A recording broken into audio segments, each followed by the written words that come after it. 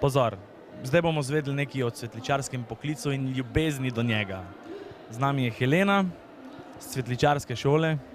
Helena, daj povej, kaj te veseli, kaj se da s tem poklicem početi? Če si cvetličar, lahko udejanjiš svoje misli, lahko narediš res nekaj, kar te veseli, izliješ svoja čustva v neko zadevo, narediš praktično iz smeti res nekaj lepega, ker recimo, če imaš ti lep material, lepe rože, kakor postaviš, je lepo, ne. Če pa ti dobiš praktičen smeti, ki bi jih drugi stran vrgli, je pa lepo treba imeti nekaj znanja, pač nekaj idej, da iz tega lahko narediš ravno toliko lep izdelkov, kot pa iz lepih zadev.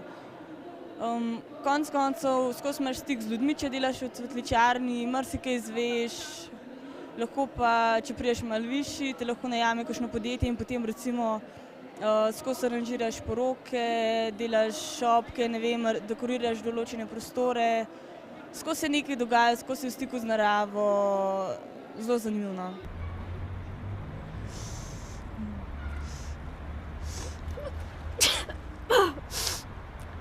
Če si alergičen na cvetni prah, potem cvetličar zagotovo ni pravi poklic zate. Ljubi,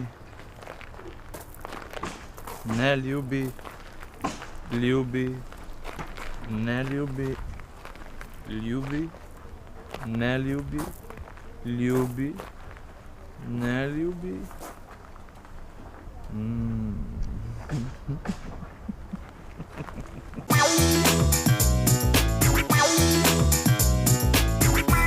Na podlagi statističnih podatkov Zavoda Republike Slovenije za zaposlovanje je bilo v obdobju od januarja do avgusta 2008 objavljenih 147 prostih delovnih mest za poklic cvetličar. V enakem obdobju je bilo prijavljenih 67 cvetličarjev. In ne nazadnje, cvetje je pot do srca.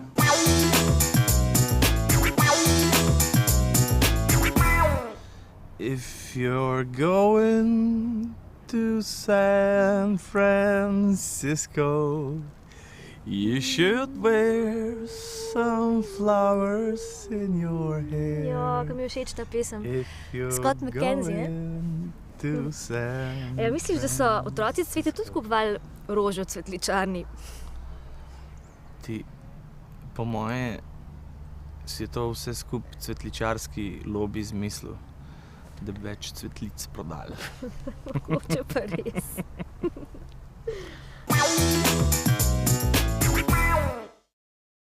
Izobraževanja pa seveda, tako kot pri ostalih poklicih, tudi pri cvetličarju za šolo ni konec.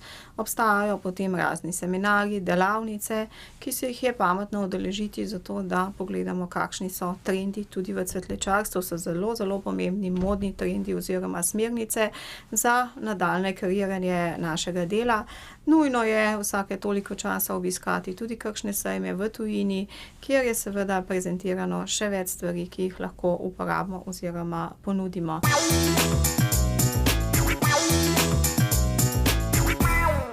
V 3 letih, da se lahko naučiš delati vse to, kar zna cvetličar.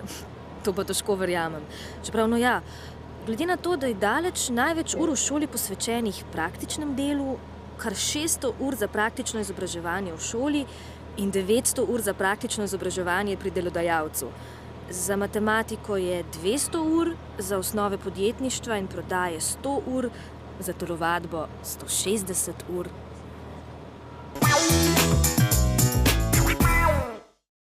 A veš, prejšnji teden, ko mi je ribica umrla? Ja.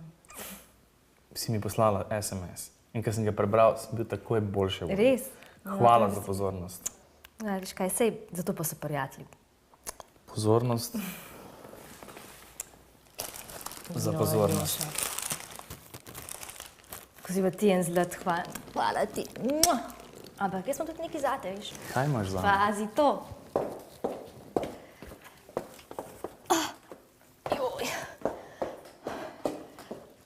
Ne.